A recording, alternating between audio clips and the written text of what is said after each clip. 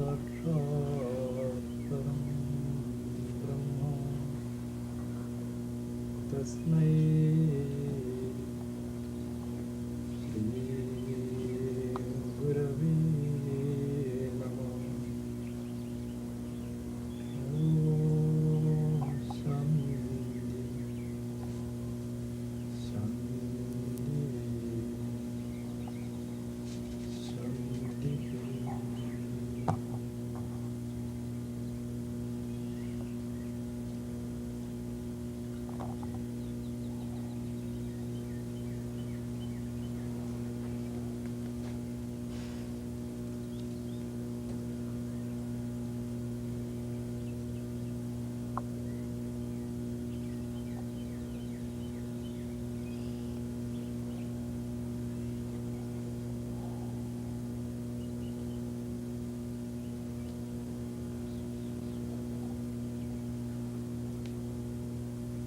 Here the first reference is to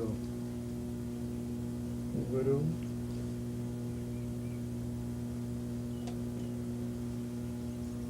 person,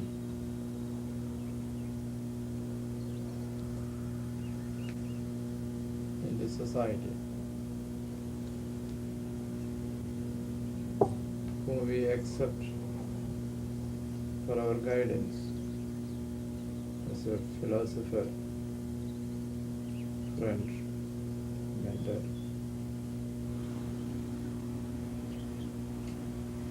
The second reference is to form of divinities, usually worshipped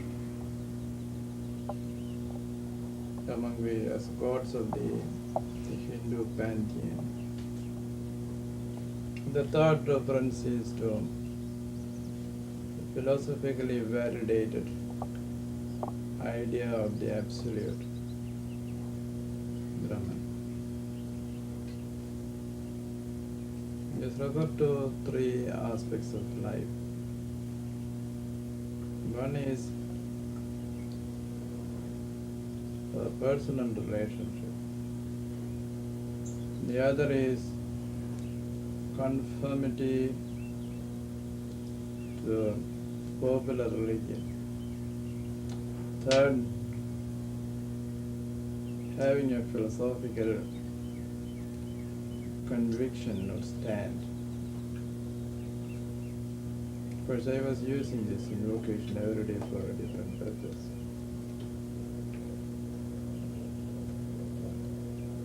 Today's subject requires us to look at this way.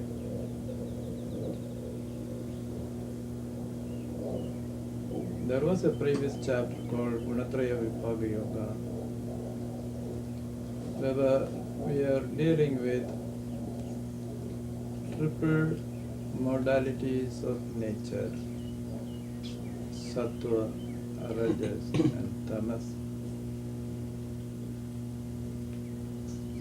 Today we are looking at three kinds of faith: interest, attitude, and attention,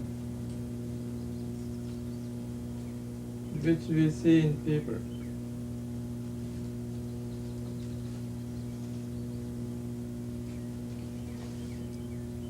And this faith or attention decides the behavior of the whole person. How the person behaves, and that behavior can be an index to his character, to what he is. What one believes, he is that. A person who has a very strong faith in a religion, he likes to identify himself as that. Person says, I am a Hindu, I am a Christian, I am a Muslim, I am a Buddhist. I am a rationalist. I am an atheist. I am a Marxist. They make an exclusive identification to your body of faith. That means the resolutions that they take in their life, the sociologic and other reaction they have in life are all dictated by this faith. So it is very important to look at a person's faith. Here, we were seeing how the Gita teaches us a way to look into our own life so that we can personally make an assessment of our own life and our own personality and decide where we stand and who we are, what we lack and which direction we should move and how we should take ourselves forward and how we can perfect ourselves and bring us to a definite goal. So this is a very important chapter, the penultimate chapter. After hearing all the theories connected with the universal self, the person, and the relationship between the two possible goals of life, before the chapter is closed, we are looking at the body of our faith, Shraddha. And in this Shraddha,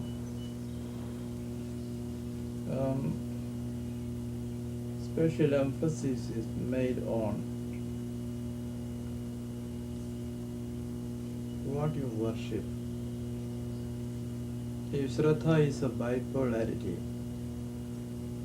a relationship between you and another, in that relationship, which determines the rest of your life, whom do you consider as the highest, most high? Or what do you consider as the most high?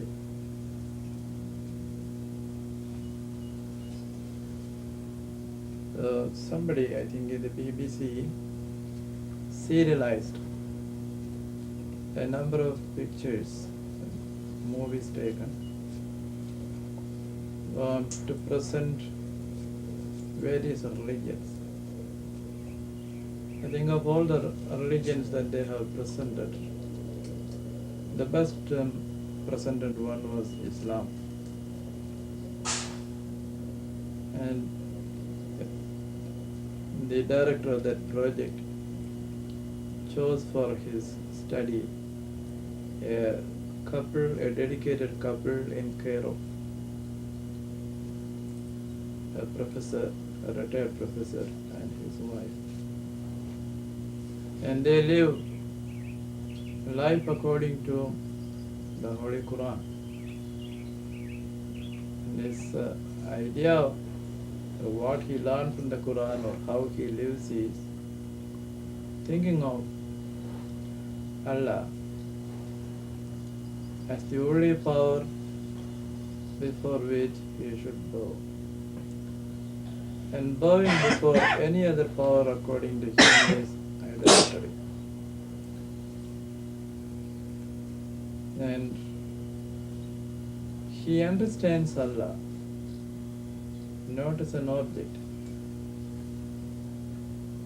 and not as someone sitting anywhere, but as the only truth that pervades life, the only truth that sustains life, the only truth that controls life.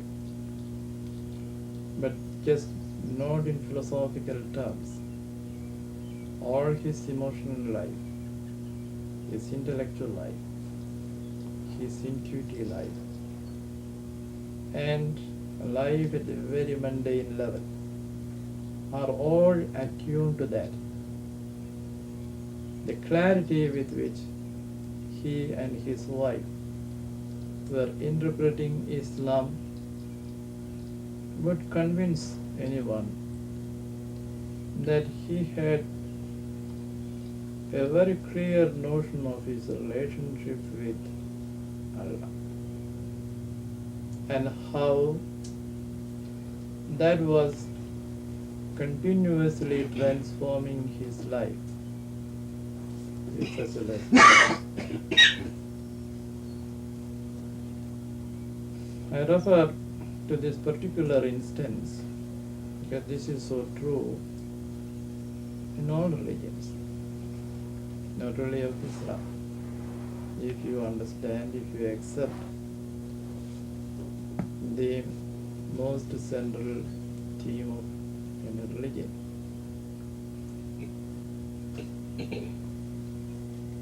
Now here,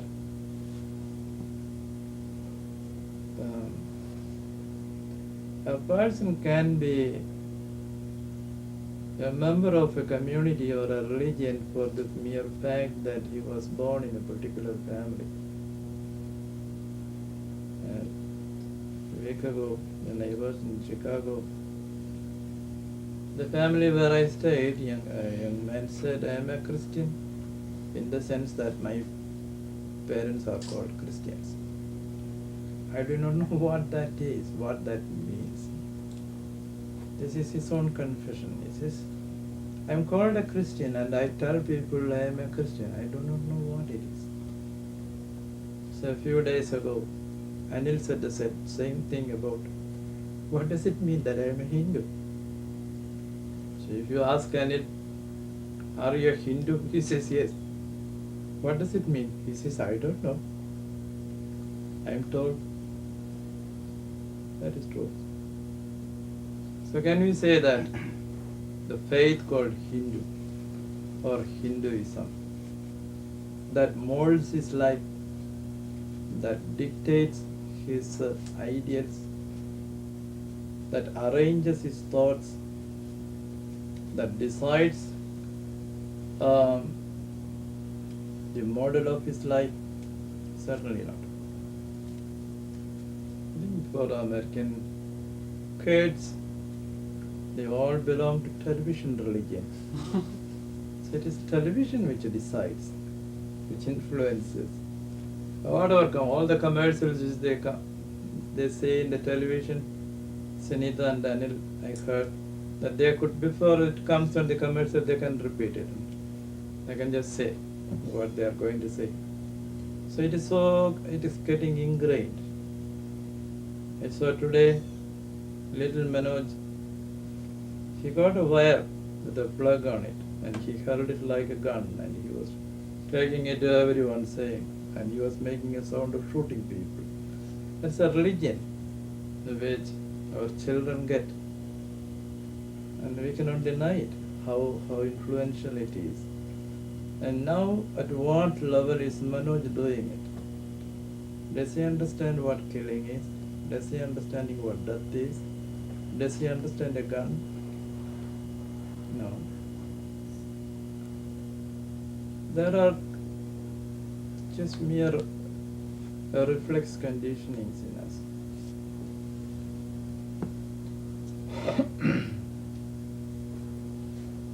Just I was thinking today when Mr. Elias was telling about, Dr. Elias was telling about how we turn in our sleep to make our body a little more comfortable at a reflex level. That is the very basis. A deep, instinctive level, some unconscious defensive mechanism makes certain conditionings in us, and therefore at a reflex level we move and change without giving any thought to it. But I do not think we can equate that with a conscious deliberation of a person.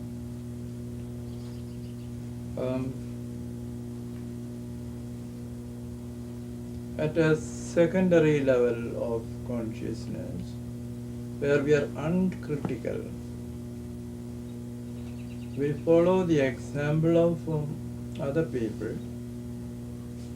It's an unexamined life. Most people live that unexamined life. We are religious because others are religious. We are not religious because others are not religious, etc. This is 1 degree removed from the reflexive responses or conditioned responses. But between the conditioned response and this uncritical but conscious deliberate response, there is a difference. There is a degree of difference.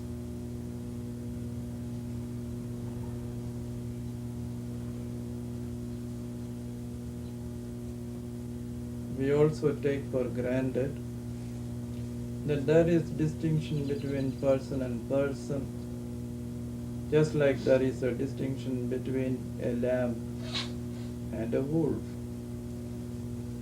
But when it comes to man, lamb and wolf belong to two separate species.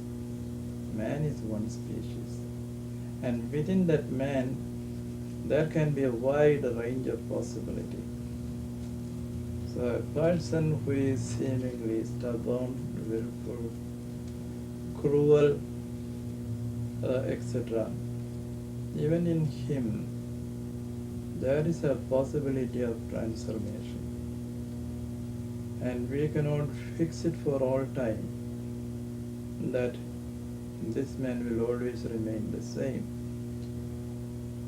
So, I'm reminded of Dr. Elias said today of the two examples of the greatest sinner suddenly becomes saved.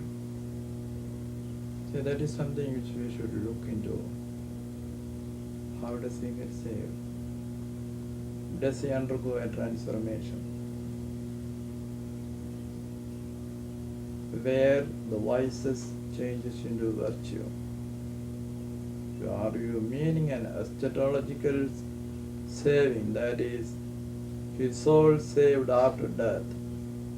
Or speaking of a qualitative transformation that comes to that person here and now in his capacity to love, turning away from his wild nature of hatred to a capacity to love? Is that by what we mean when we say the sinner has become a saint? Or only we say that on the doomsday his sins are pardoned and he is saved? You see, this what we call faith has many dimensions. One is the social dimension, and the other is a dimension of infinity, of which most of it we do not know. We are relegated to a time and another kind of space, so to say, like a psychological space or a spiritual space, where those possibilities belong. And thus we are dealing with things which we experience, things we expect, desire, dream, etc. And thus the complexity of it is to be somewhat reduced to noble categories. And of course everything cannot be known. Somewhere you have to take it on faith, somewhere we have to take it by inference, and some we can observe and see. Thus we have to grade in our own life what is given, what is it with which we have come to this world, which we call innate dispositions. And earlier philosophy, philosopher psychologists like Locke, for instance, decided that there was nothing innate. And then there are others who decided that there were innate tendencies.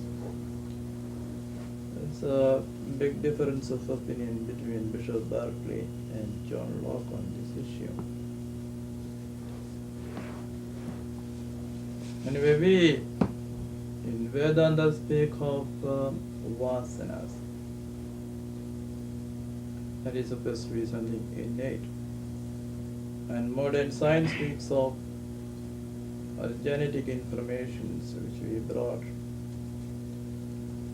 with our chromosomes or with our genes. That's innate. So these innate dispositions, they are potentials. Out of the potential, only with the interaction with an external environmental world, that seeds open up and some flourish, some are nourished. When Jesus speaks of the parable of the farmer, where the farmer is sowing seeds, some fall on the road, some on the rocks, and some between thorny bushes, and some in good land. And because of the environmental peculiarity,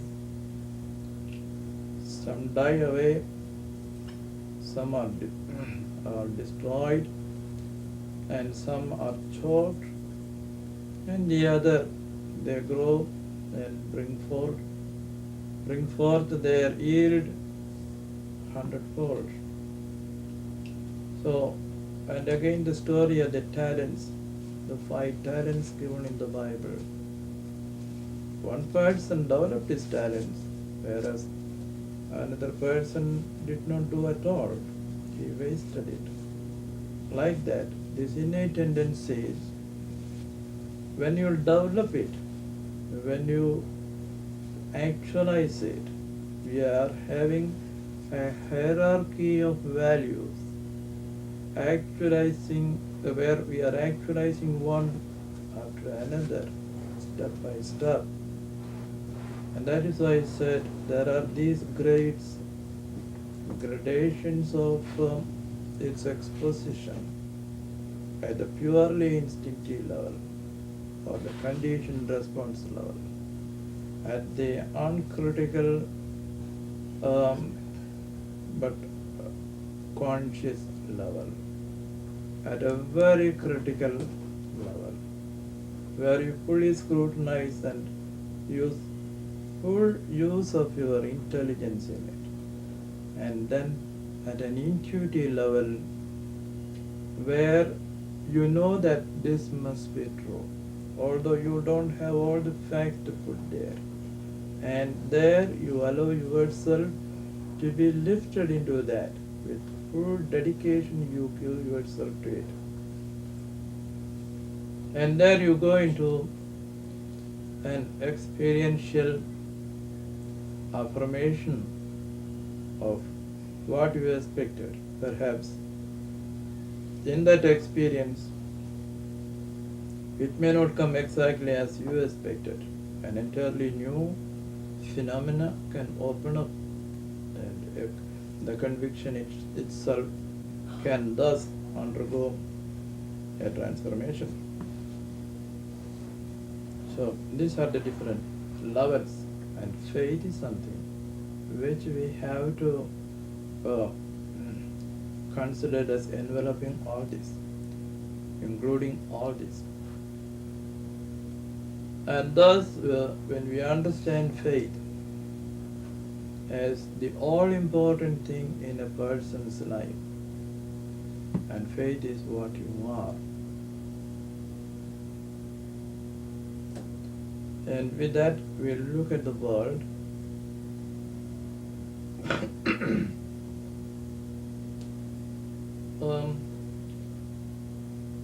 Among the so-called faithful, we say people who are fanatical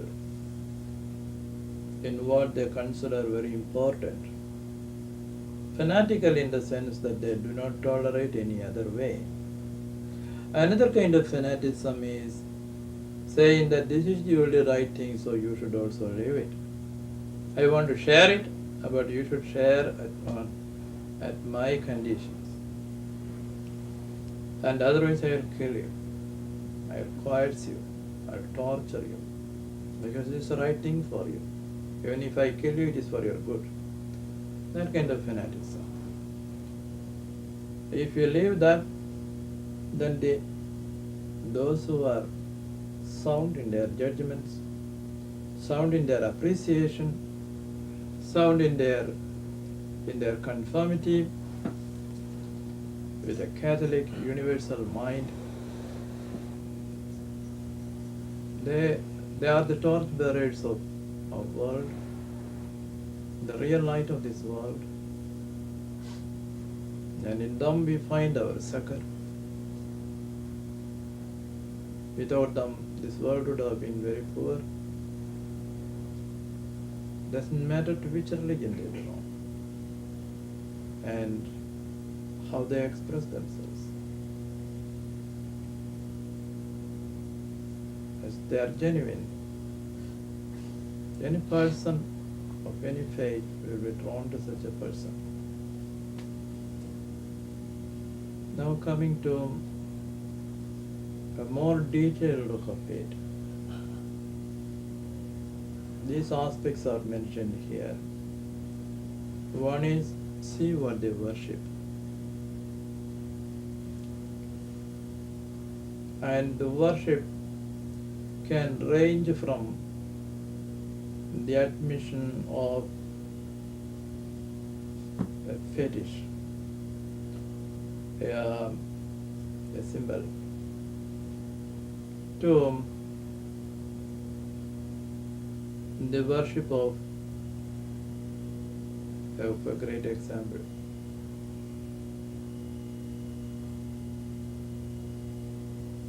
And the symbol of that example could be a religious, a spiritual person, or a God form conceived by man.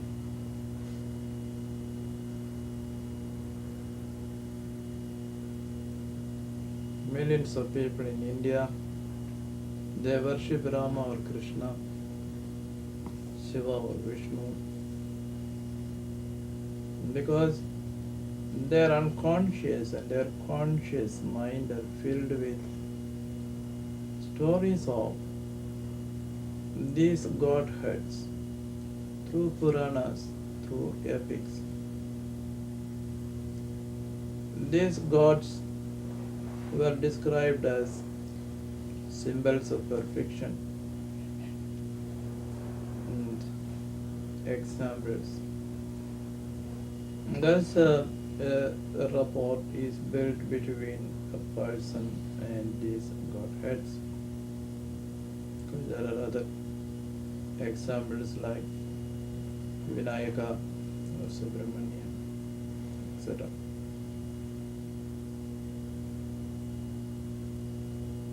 Now there are other examples, such as in Christianity, Jesus is called the Son of Man. Jesus is called the Son of God. Jesus is called God. Here, when Jesus is considered as a man, it gives hope to man. Look, here is a man who can be a symbol of perfection and purity. And he lived a life of sacrifice. So if I follow him, I also sacrifice my life. Then he is called also Son of God. He was not just Son of Man, he is also Son of God. Then how did he merit to be Son of God? What is that intense love relationship between the Father and Son? Here the Divine Father, God, and the Divine Son, Jesus. And then at the third level, these two are erased and is considered as the Son.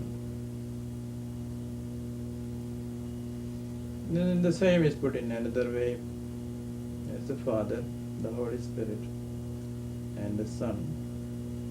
Are the three? No. There's one. It's the consubstantiality of the trials. But when you do the worship, you see Jesus as the immediate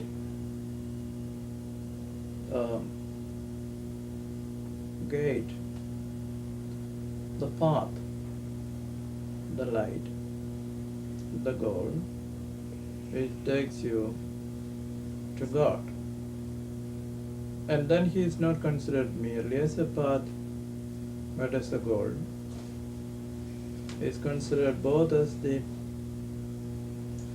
bread and wisdom, the word wisdom, and the bread of nourishment. Now the same Jesus, which was seen only as a person, transforms, changes into all this. And you relate yourself with every one of these things.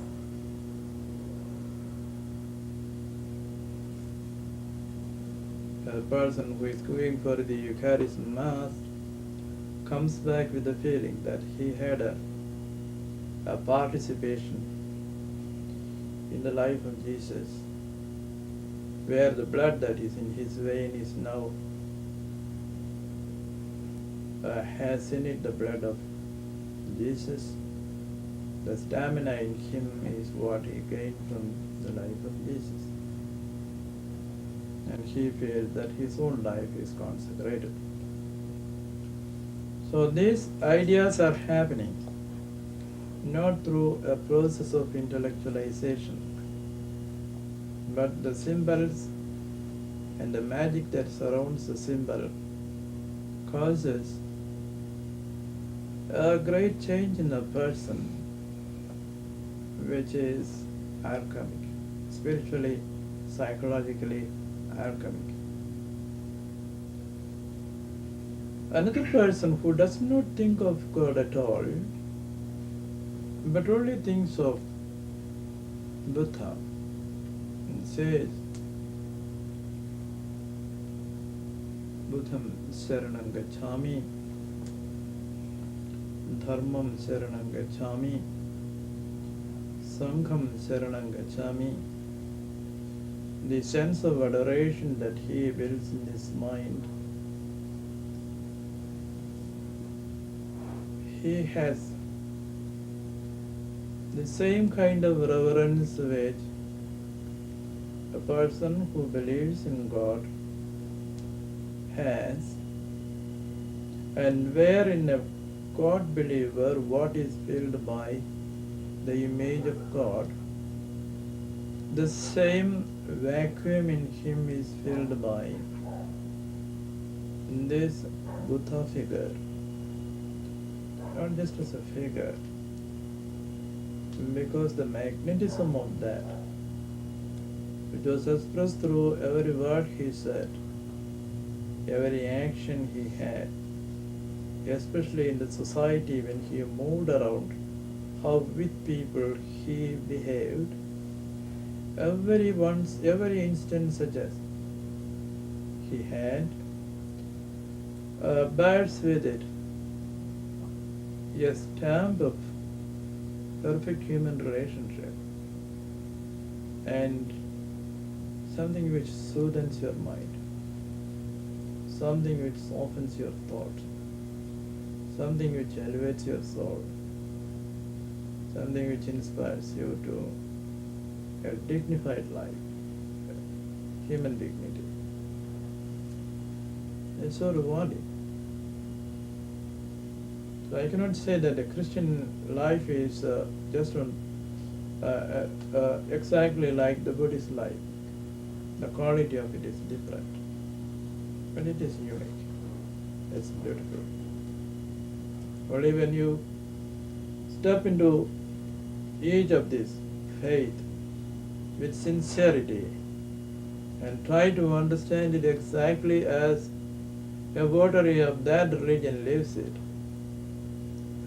this door is open to you, where you find you are walking towards truth through another avenue, with another beauty, another excellence.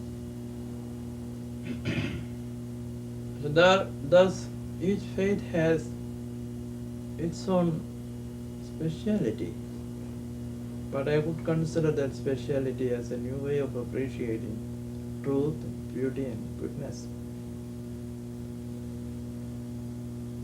So it says a lot when you say whom do you worship or what do you worship. And that from those who are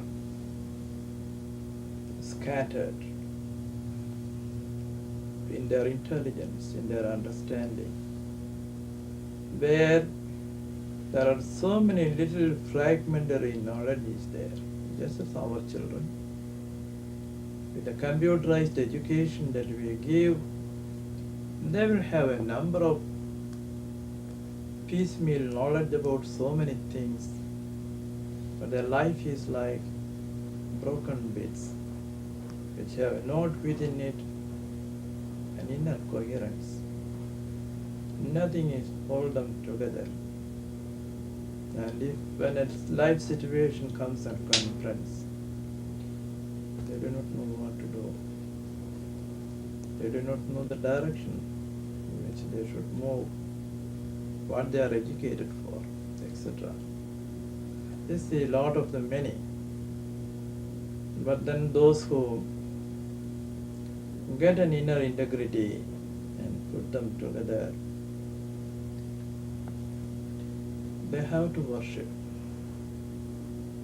I do not say they should worship Shiva or Subramanya or Kali. There is nothing bad there too. They understand what it is. But there should be something to hold in adoration, hold in reverence, which is out there, which pulls us, which makes us advance day after day. Enlarge our psyche, soul, beautify it. And if that beautification is not coming from inside, life is certainly poor, worthless. Even grown-up youth, say like my friends,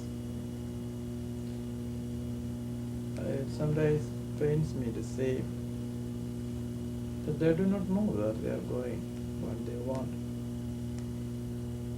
It's a lack of faith. There are little faiths in them, but no real faith.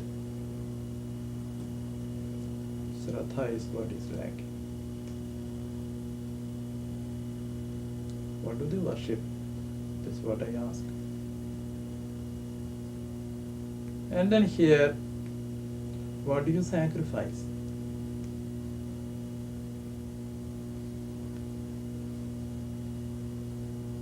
That's a vigil which goes with a certain sacrifice.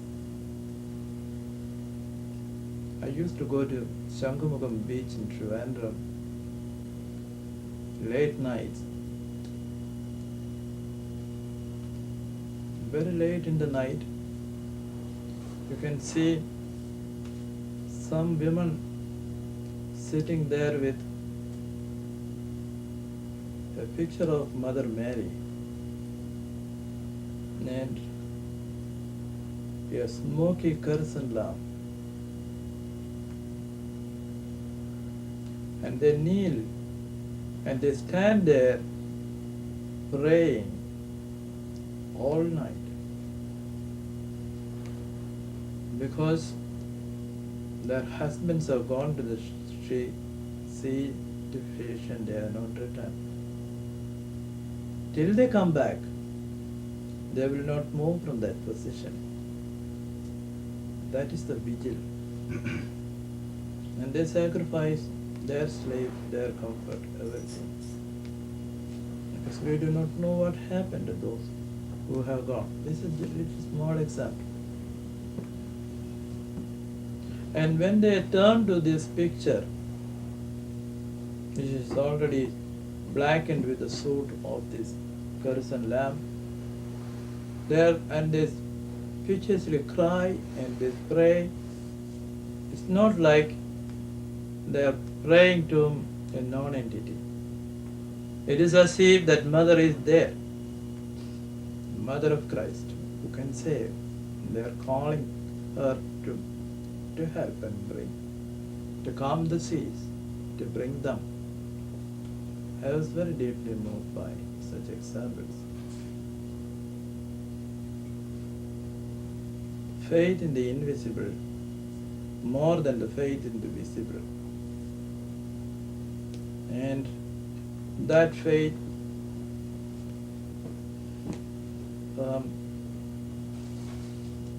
should bring effect, should bring result. But many have not that courage or that conviction which they have.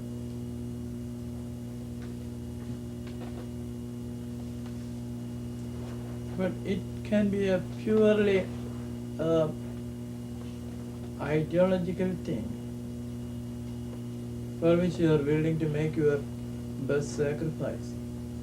But without sacrifice, nobody achieves it.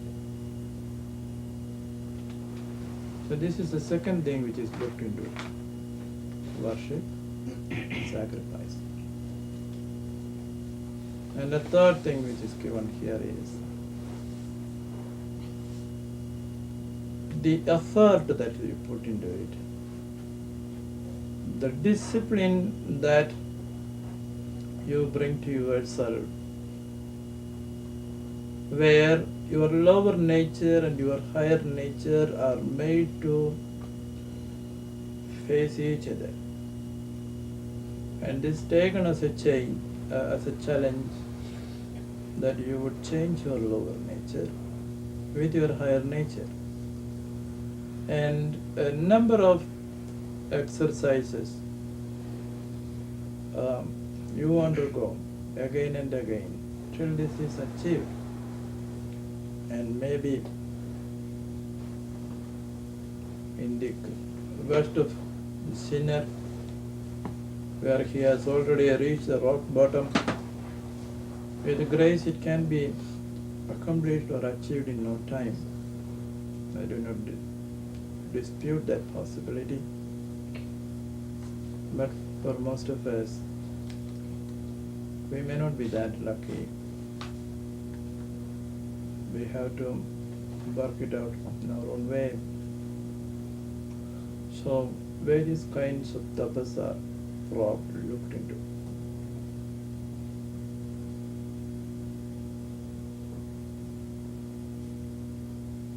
Children have to go to school early morning.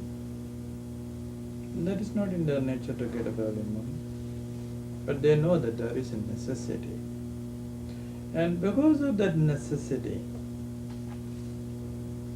they do it, then it becomes habitual. That's because there is a compulsion there, a necessity there.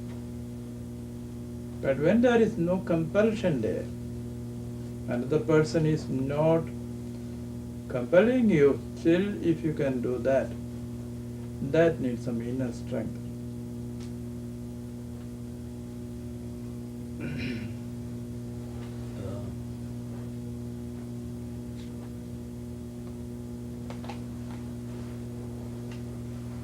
This is a very simple thing, getting up in the morning.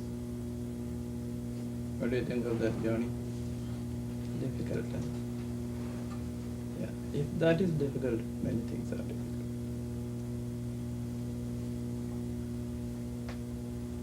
course, when you are physically ill, you may need more rest. But we should make an attempt to discipline. And this is not really about one physical form of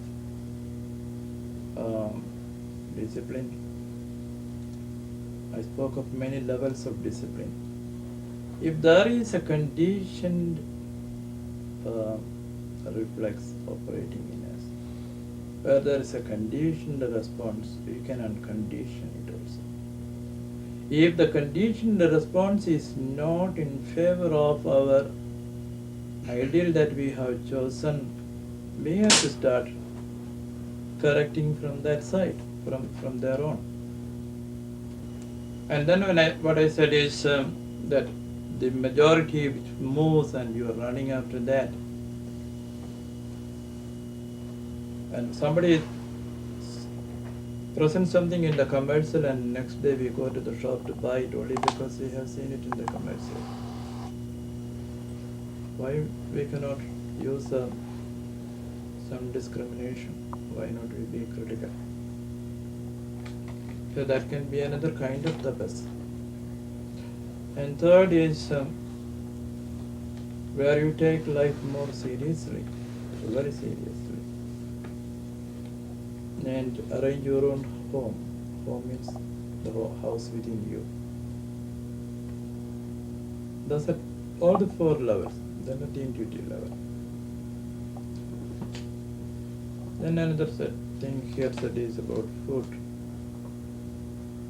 That is at the very external level. But the very external is also the very basis. In the Taittiriya Upanishad, when it is said, Anadheva Kalimani Pudani Jayanti, Anyena Jadani Jivanti, Annam Prayantavisam Vishanti, Annam Brahmedi, the food that we eat itself is considered as the absolute. It is not treated as anything extraneous to absolute. In the Lord's Prayer also it is said, give us this day our daily bread. So at the bread level, life is important. And it is necessary that we should look into that. But there it is given as for diagnostic purposes. Not that a person who has now a tamasic tendency, by changing his diet tomorrow he will become sattvic. But that shows by looking at your food habits. I was also reading about the formations of complexes in the complex theory of Jung. Very interesting how various agitations are built up in our system, in our psyche. When we try to change a familiar way of life, and when you are put yourself into a society which does not approve of your basic tendencies, how that can finally lead you to a pathological state. And a stronger person put in a similar situation will change the society, can change the society. Instead of going, as they say in Oh God, banana, you won't go banana, he will transform the society, he can transform the society. Because society itself has complexes that need to be corrected, that need to be changed, rather than you become a victim of it. So that's about food. After this all-round examination of things which happen, and then one more thing, and that is how you share. How you share with others, it's called dana. Friends, children, when they see something beautiful, they want to share it with other friends. So this dana or sharing should be contrasted with yajna. In yajna,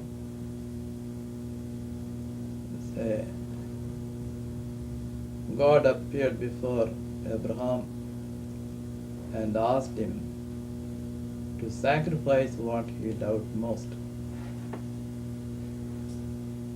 And Abraham knows that what he loved most was Isaac. How can he kill his son, sacrifice his son? And what kind of a God is this who is asking for his son to be sacrificed for God? In the story of Iphigenia also we have seen the same thing. To Agamemnon? To Agamemnon, the goddess asked for giving what he loved most, what he loved. Where God comes and asks for a dear wife, a dear son, a dear daughter. And to make the sacrifice. Of course, as there are stories, you can always say that finally God did not take away Isaac and agreed to substitute it with a ram. But the principle of it is something visible, tangible, objective, which you can hold and look at as your very dear thing. You have to part with it for this promotion to you of in your higher love. And in the case of Jesus, he gave his own life. It's a sacrifice. The highest sacrifice that you can make is because nobody loves anything more than his own life, to make a sacrifice of that. In Jalaluddin Rumi's Matnavi, he gives a story of a man who was in great love with his woman. He went on bragging about his love. Oh dear, for your sake, I will bring the best for pearl for you. I will do this for you. I will do that for you. And she was not impressed. She said, is that all you can do for me? Then tell me how I should love you. And she said, by giving you a life. He said, is that you want? He got up and he laughed, a big laughter, rolled on the ground laughing, and he gave his life. And then he, of course, says, here the girl means Allah, and the man means the lover, the mystic lover, etc. In that, you lose the tangible for the untangible, invisible, unknown, adrishta, apurva. There, you do not know who is benefited by that, because you do not even look about your benefit. It's a total giving away.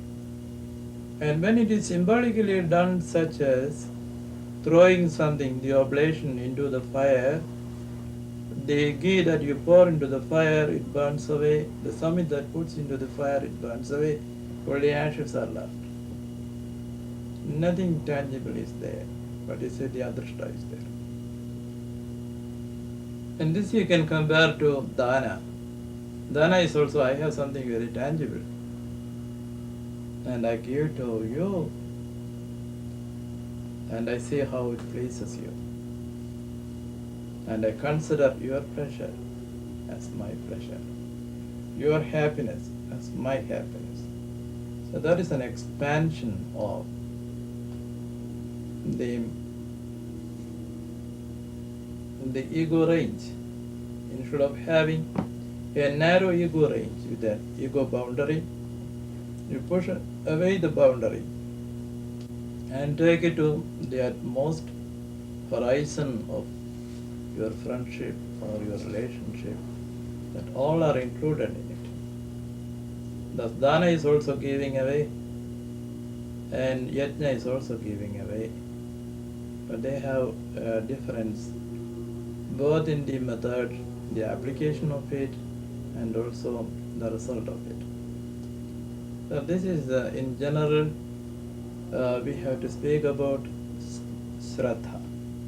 And Shraddha Traya means the three modalities which come from the very source of life or nature side of something very clear, something which colors and distorts, and something which is opaque, darkens our life.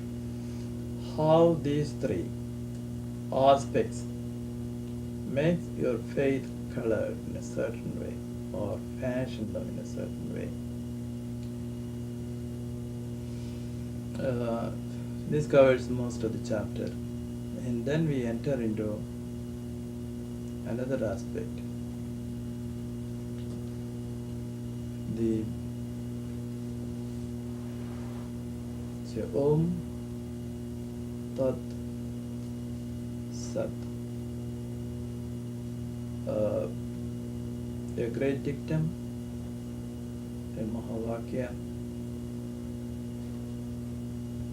for our manana. And that also brings us to three levels. At the level of the word, and at the level of that which is transcendent and that which is immanent. And Om is placed between the transcendent and the immanent. This person is a Father, Holy Spirit. The Son here, Son is here at the immanent, and Father at the transcendent. And there can be, of course, in Christian life, there is a transposition of the Son once again going back and sending the Holy Spirit, and then at the return it is again reversed. So that is a schematic way of presenting it. This we can apply in each religion or each mold differently. But such a scheme is given to us to push away this scaffolding which comes from the side of nature, Prakriti, to get into a higher spiritual understanding. This is the introduction.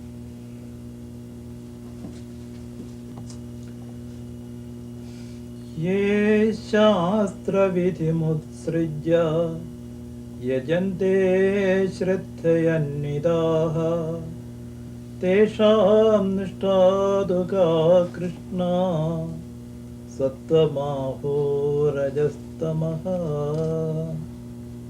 Here Arjuna is putting this question.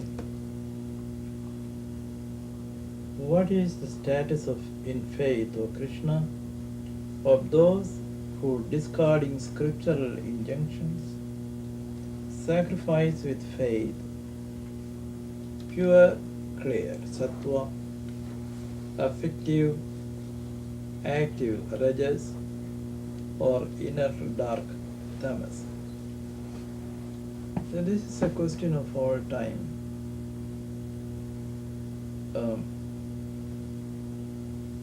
Should I concede to the scriptural tenets and be a conformist? Or do I live the spirit of it without turning to the scripture or affiliating myself to the scripture? Many people have these doubts. I have personally experienced such a doubt. I gave some time to understand Christian life, Christian way of life. by studying the Bible, going to the scholars who interpret it, attending church prayers, church rituals.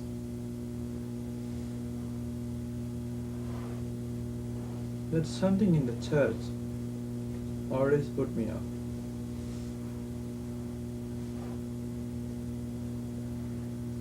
I couldn't accept the whole way in which it was present. But at the same time, Christ as such, the word of Christ, was so much attracting me. I found it very, very inspiring. I couldn't find one word of his going wrong anywhere. And when he says the words of the law will never be altered, I do not know about the law, but I know about what he said. I was carrying with me a Bible in which everything which Jesus seemed to have said are printed in red ink and everything else in black ink. So if I read only what is written in red ink, I have full conformity with it. And if I read whatever is written in black ink, I have doubts.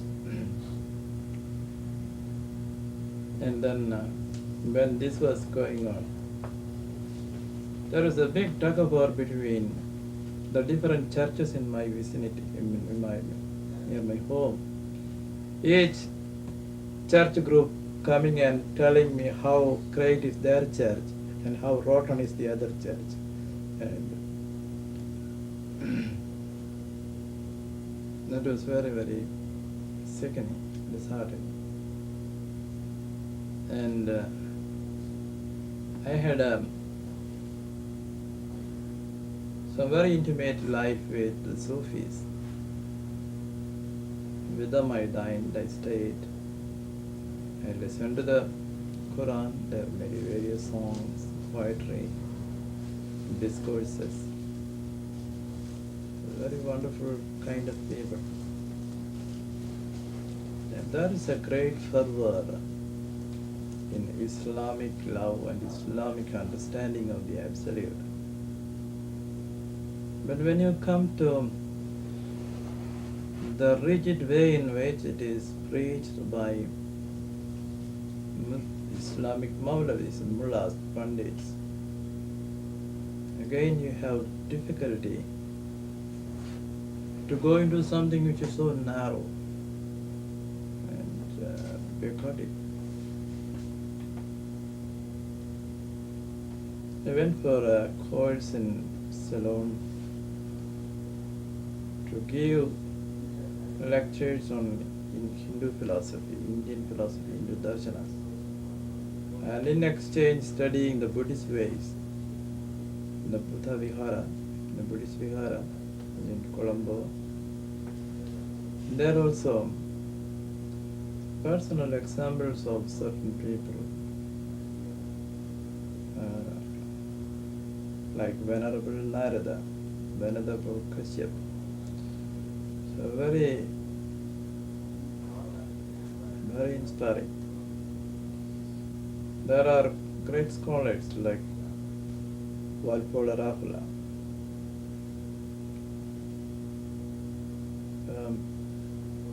They have also very sound psychology, like the Abhidhamma Kosha. But once you want to join the group, their canons, which are so rigid, almost inhuman, puts you off. And then I put this question to myself: how can I ever be a Christian? How can I ever be a Muslim? How can I ever be a Buddhist? Impossible. Of course, to be a Hindu, nobody asks you to do anything. You are or you are not, no question at all. then the other answer that I could get from my mind is, I would say to my Christian friends, Jesus says some of my sheep are outside the flock, so maybe I am outside the flock.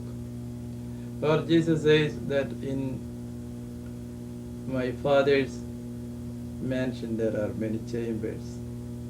Perhaps I am in a chamber where others are not assembling. That way. It is a very pertinent question. You can consider to a particular form, and that you are sincere in your dedication, in your consecration, in the call that you feel from within. Where would they reach? What will happen now?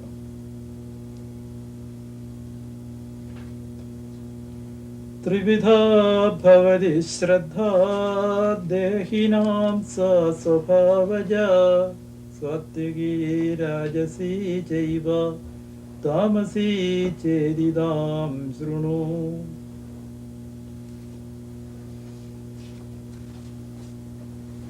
Krishna said, the faith of the embodied is of three kinds.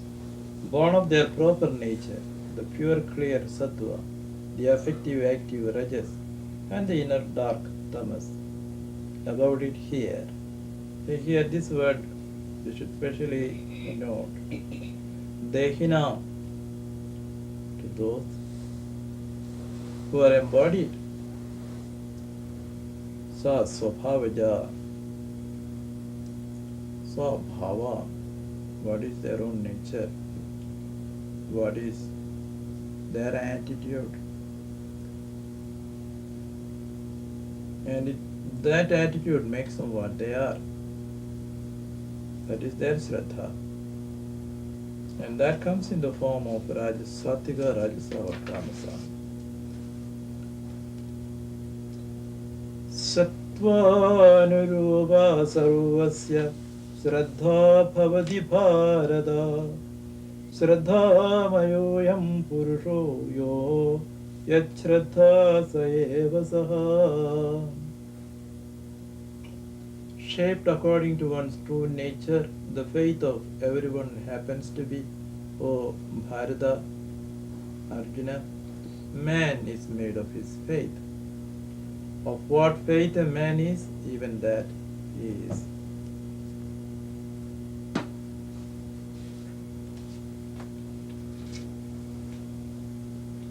Here, Guru says, here the dialectical counterparts we have so often spoken about are exposed clearly. Faith is equated to the inner or the true nature of a man. Faith on the objective side is the counterpart of his true nature, which is subjective. When it is stated that a man consists of his faith, there is an equation of these counterparts. Shakespeare saying that apparel oft proclaims the man states the same type of verity in somewhat the same dialectical form. A tree is known by its fruit. Its true nature depends on its counterpart, the fruit. That's another biblical statement where Jesus speaks of knowing a person by his action or what proceeds from him, such as of a fruit that shows what kind of a tree is. And a tree which brings forth poisonous fruits, it will be hewn down and be cast in the fire.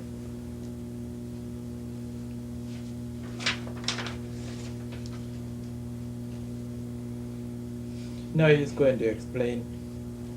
Yajante swatiga devan yaksharaksham rakshamsi rajasaha predan bhudaganam chanyi yajante tamasa janaha.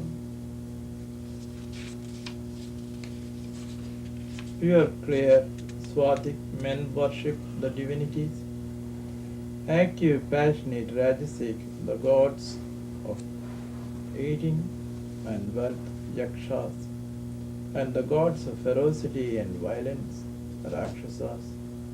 The others, the inner dark, tamasic, the spirits of the dead, pretas, and the hosts of elemental beings.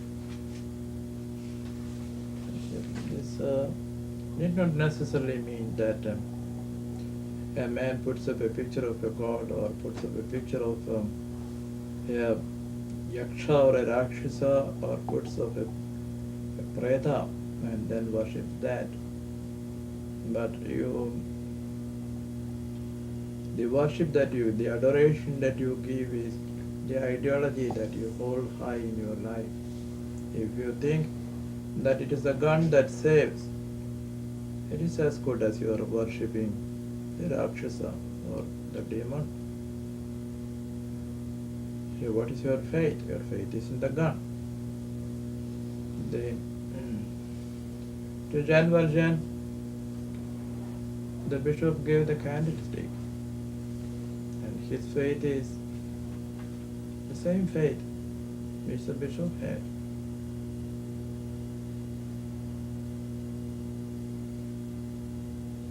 In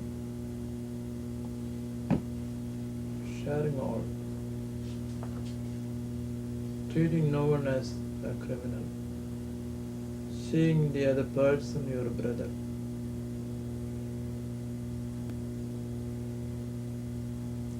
So I can say he worships the divine.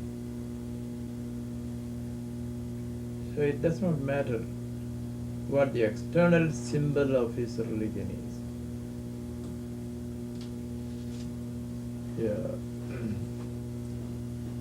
And he was showing a symbolic way of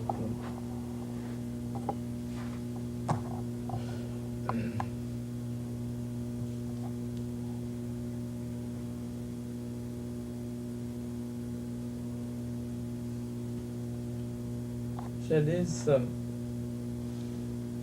symbols that comes once in one's unconscious, and how that possesses your life, your psyche, and you become like a person who is possessed.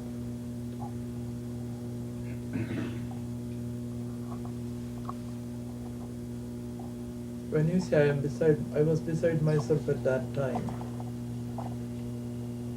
I am ashamed that I behaved like that. I don't accept it. Why did you behave like that? What makes you behave like that? So it is not anything which came from outside. You are surprised by what lies deeply buried in you and how it comes and possesses you. And that is also one way of saying what we unconsciously worship, what we unconsciously adore.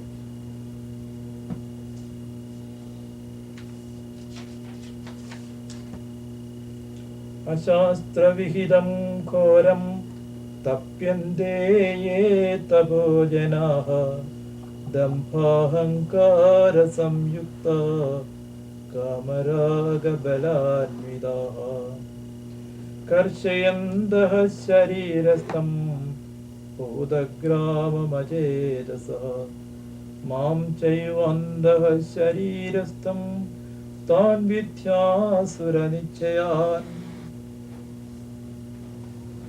Those men who practice terrible austerities, not enjoined by the scripture, given to hypocrisy and egoism, lust, passion and power, torturing all the organs of the body and harassing me seated in the body, and know them to be of demonic results.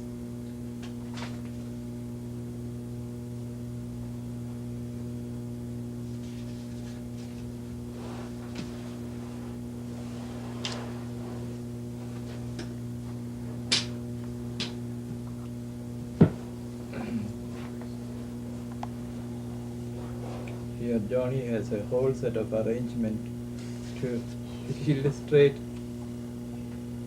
the reference to food.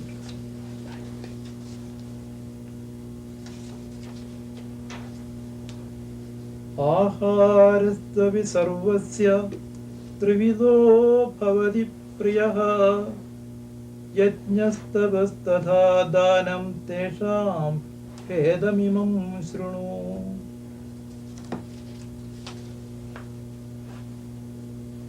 Even the food which is dear to everyone is of three kinds.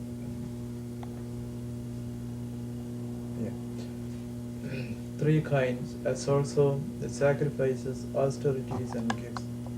Hear you of the distinction between them. Then he speaks of the kind of food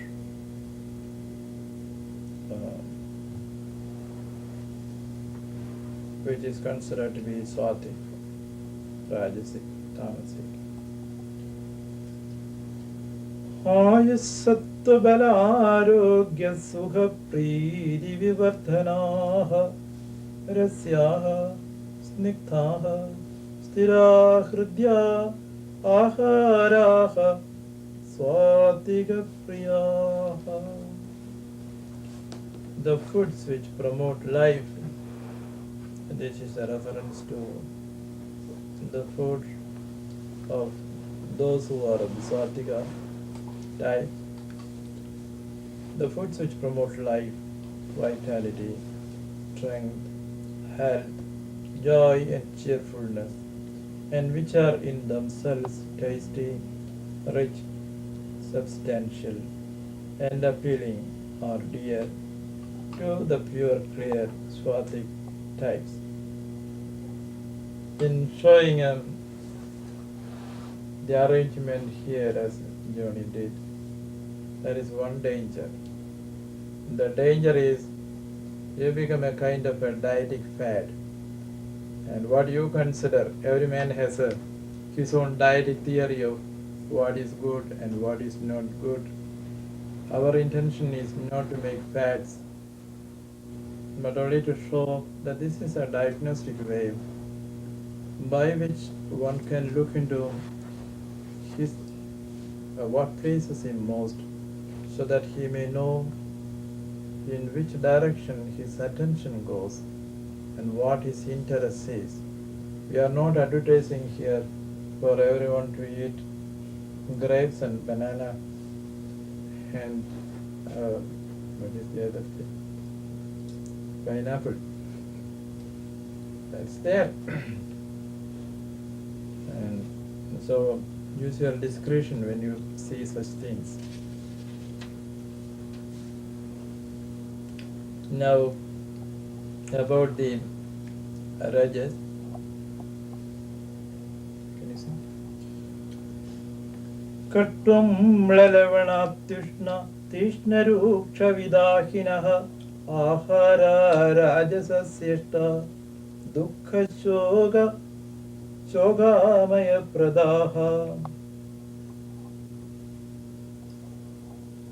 Foods that are strongly flavored, sour, saline, excessively hot, pungent, hardened and burning, are liked by the active, passionate, rajasic, and are producers of pain, unhappiness, and indisposition.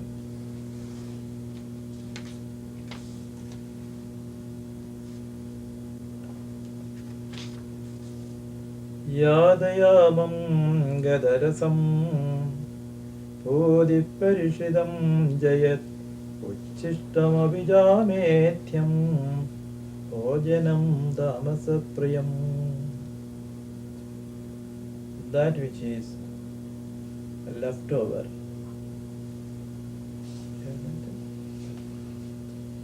That which is left over, which has lost its taste, which is putrid, stale, which is refuse and unfit for consumption. Such elementary items are welcome to the inert dark, tamasic type. Here you should also know one thing. Many poor people, they cannot afford to get the kind of food that they like to eat. So they have to be satisfied with what they get. Here there is no choice on the part of the eater. The items are conditioned by necessity. And it would be wrong, therefore, to take the expression Priya too literally. All the items are distinguished by being bhojanam, general elementary items, food of some sort or another.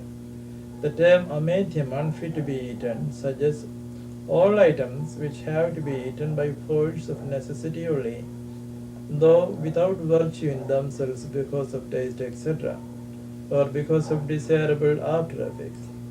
They might even verge on what is poisonous. Stray dogs are seen to have no choice in food, that is in India, and stray humans likewise. To call them as consciously conforming to any type would be a travesty of truth. By long conditioning, it is perhaps possible to find persons who prefer stale or putrid food when they could have a better choice. But most of the people in poor countries, they have no choice. So if they are eating food which is considered of a tamasic type, society have made people tamasic. They are not only in food but in so many things. And here it's only with a sense of guilt that we can even make a reference to it.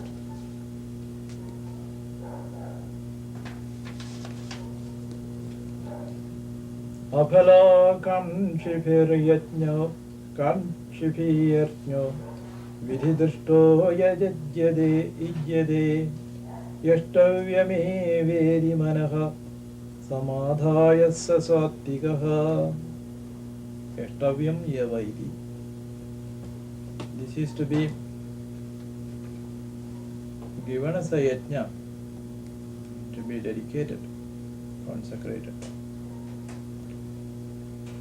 That sacrifice is pure clear, which is offered by those desiring no gain, having injunctional recognition on the mind, being tranquilized by their saying to themselves, sacrifice is necessary.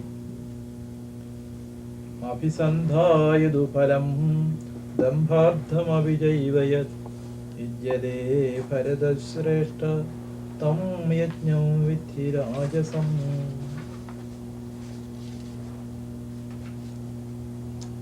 That sacrifice which is offered with expectation of return, or for egoistic show, no, or best of Haridas, Arjuna, that sacrifice to be active, passionate, rajasic.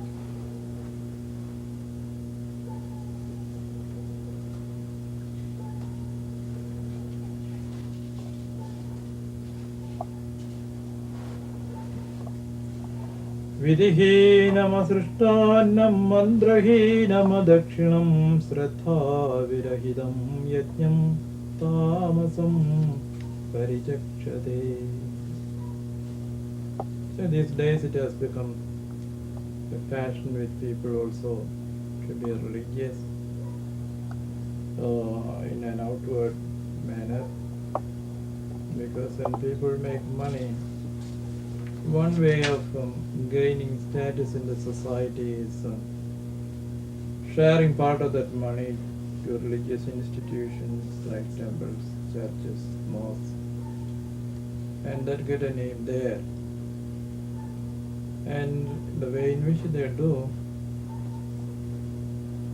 not knowing the purport of the scriptural injunctions, a lot of hypocrisy is passed for religion. Deva dvija guru prajna pujanam shaujamarjavam brahmajarya mahimsa cha shariram tava uchyade. Now we are considering various kinds of tapas. What is tapas? Deva dvija guru prajna pujanam shaujamarjavam brahmajarya mahimsa cha shariram tava uchyade. That is a disciplining, that is a purification which comes at the physical level. Worship offered to the gods, to wisdom initiates, to spiritual teachers, and the wise, cleanliness, straightforwardness, the chaste ways of a wisdom novice, non-hurting, are said to constitute austerity of the body. This one can check and see how much of this tapas is happening in our personal life.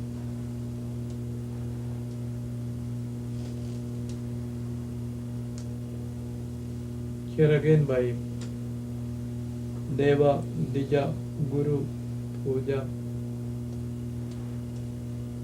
can be literal, it can be taken in its spiritual connotation, spiritual sense. If your mind is going towards what is bright, what is inspiring, then it is already a Deva Puja. If mind is going depressant,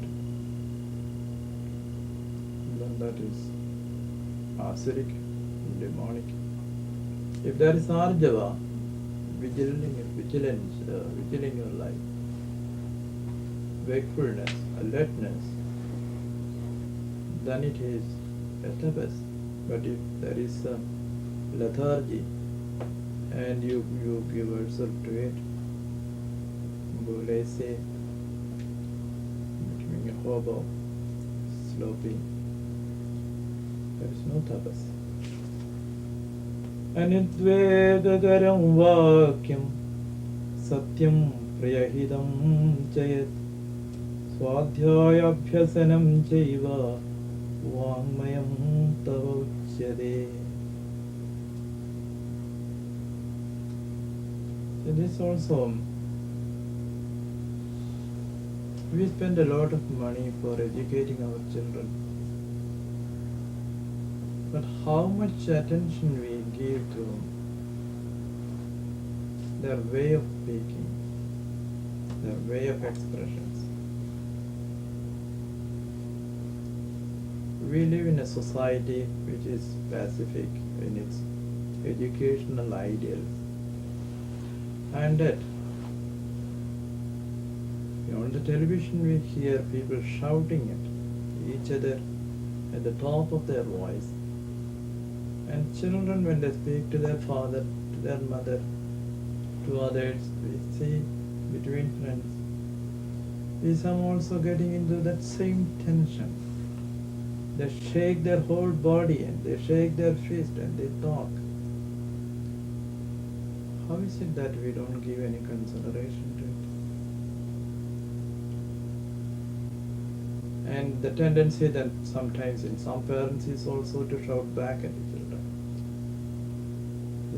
This is very beautiful to say. Anidvegagaram vakyam satyam priyahidam chayat.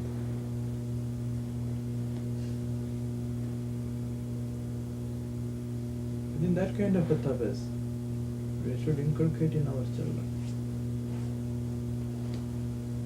We should take pains to give them that training. How they can speak in a gentle way. And they don't have to put so much energy in their expression.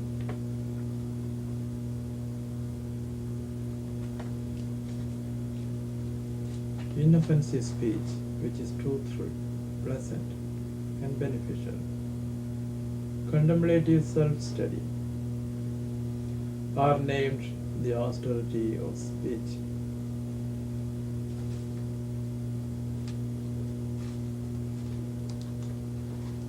Manaprasadaha saumyatvam maunamatma vinigraha Bhavasamshuddhiritedat tabo manasamuchyade.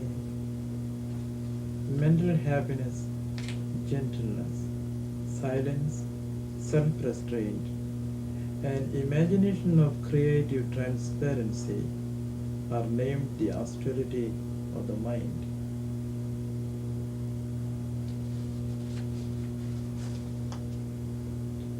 Shraddhaya parayadaptam tapasthatrividham naraihi afalakamshibhiryuktaihi swatigam parichakshade. This threefold austerity practiced with a transcendent faith by unitively balanced men without desire of gain is named pure clear. So in the tapas, at an action level,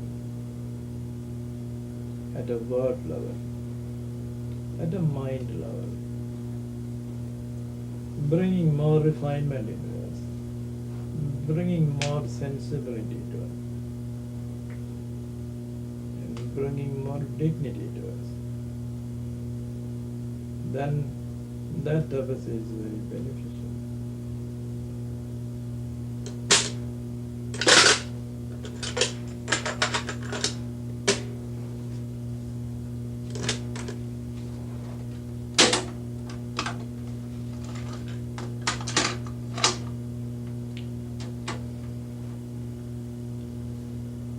Satkaramana pujartham tavodambhena chaivaya kriyate tadiha proktam rajasam jalamadhruvam. Satkaramana pujartham tavodambhena chaivaya kriyate tadiha proktam rajasam jalamadhruvam. That austerity which is practiced by gaining respect, honor, reverence, and for the sake of show is named active passionate, rajasic, changeful, and insecure.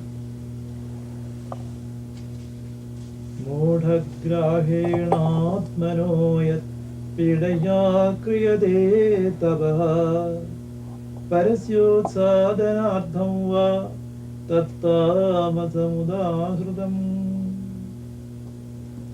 That austerity which is practiced out of foolish obstinacy, with self-torture or for the detriment of another, is named inner dark, tamasic.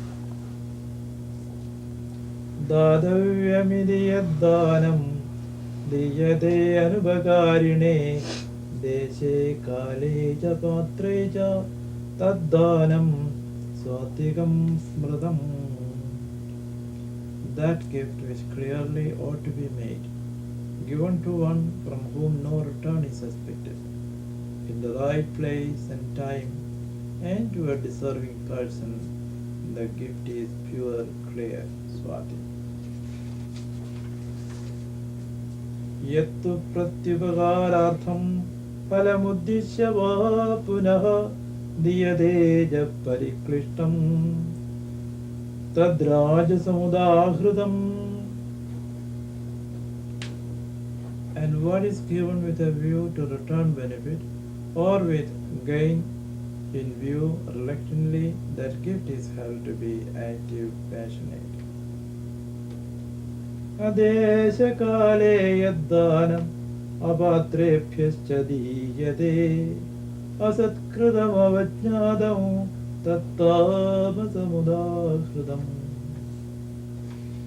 The gift that is given at a wrong place or time, disdainfully and patronizingly to persons unfit to receive it, affords an example of the inner dark, tamasic. Now we come to the closing verses. Om Tat Saditi Nirdesho Brahmanastrividha Smritaha Brahmanastena Vedascha Yajñascha Vihidaha Pura. Om Tat Sat, absolute word that is real. This has been known in the past as designating the Absolute. The scriptures called Brahmanas, the Vedas, and sacrifices also by this were prescribed of old. In the Mandukya Upanishad and also in the Chandogya Upanishad, in Maitreya Upanishad of course, Om is described as everything, and although the Absolute cannot be named, a name which is inseparable from the name is referred to as Om.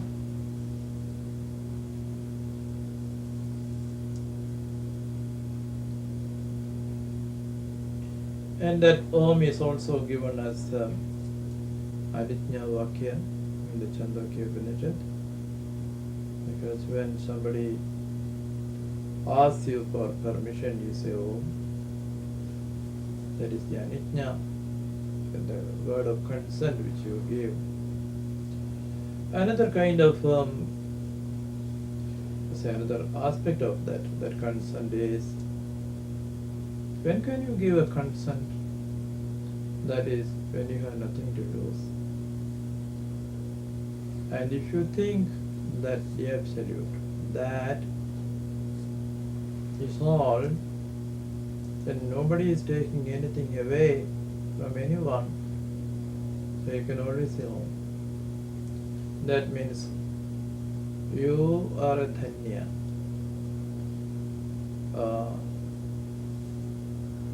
You are so rich that you never lose anything by giving. And therefore you can say Om.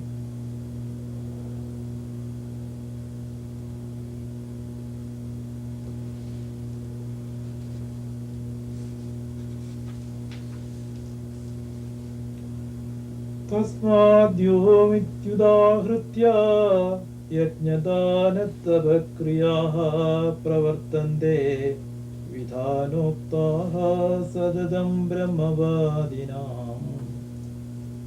Therefore, uttering Om, absolute word, sacrifice, giving austerity and action enjoined by scriptural ordinance always begin for those who represent the doctrine of the Absolute. Here Guru says the reference to Brahmavadina, those representing the doctrine of the Absolute, shows that the Absolute itself could be the ultimate value of both the relativist Veda religionists as well as more properly to the Vedantin. Om, the word, Logos, Absolute, is representing the knowledge of or wisdom of the Absolute, which itself is a supreme value. It is the first word to be uttered as laid down in scripture, even for necessary ritual within the scope of the Vedas. It thus forms a common value link between both Veda and Vedanta. Only knowledge of the Absolute use the Om in the manner as stated here. Others might not realize such a significance. It's also good to remember that in the Jewish, Christian, Islam tradition also, after the end of the prayer, you say Amen or Amin. In Islam, they say Amen. Amen. And the same as saying like Om.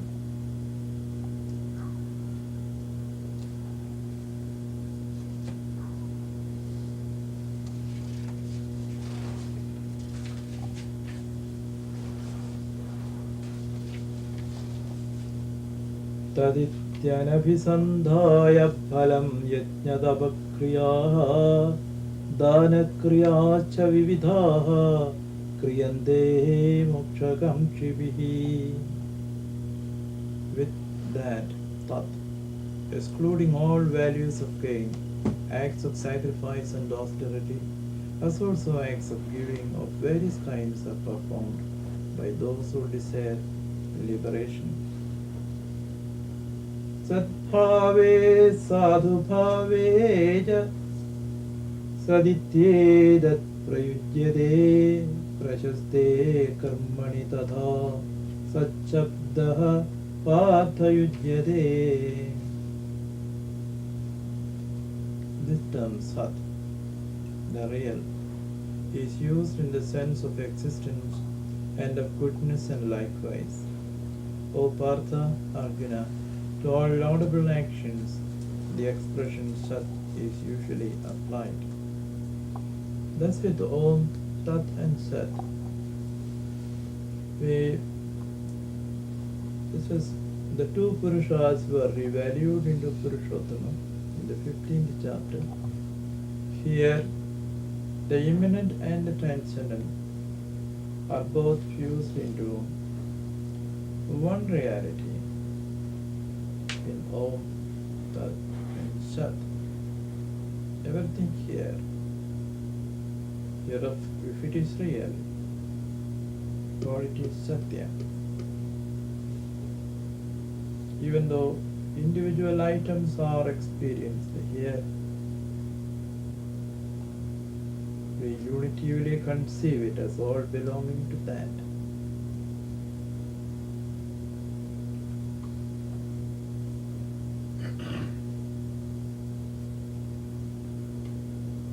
And thus on both sides, the Logos can be considered in its descending dialectics as immanent here, in its ascending dialectics as transcendent. Yatne tapasi dane cha stitihi saditi johochyate karma jaiva dadarthiyam sadityeva abhidhiyate. Steady loyalty in sacrifice, austerity, and giving is also called Sat, good and existing. And so also action, so intended, is called Sat.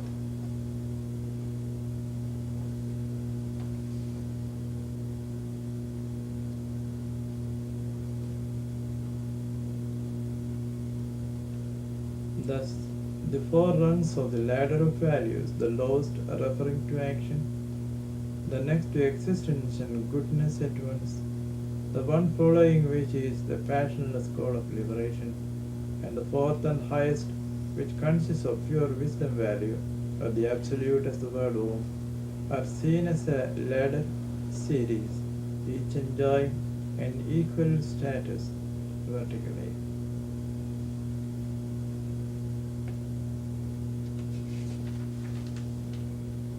Ashraddhaya hudam dattam tapastaptam krudam chayat asidityuchyate partha najat pretyano iha.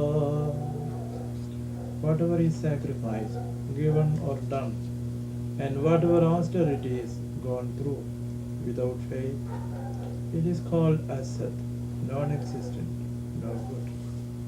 O Partha Arjuna, it has no value here or hereafter. Here we are also carrying on the same discussion that was in the previous words of what is good and what is not good. And when it conforms to the Sat, which is also Tat, which can be described as Om, and it is good. If not, it is not good. Purnamada Purnamidam Purnat Purnamudachyate Purnasya Purnamadaya Purnameva Vasishyate. Om Shanti Shanti Shanti. That's the end of the 17th chapter. One more chapter.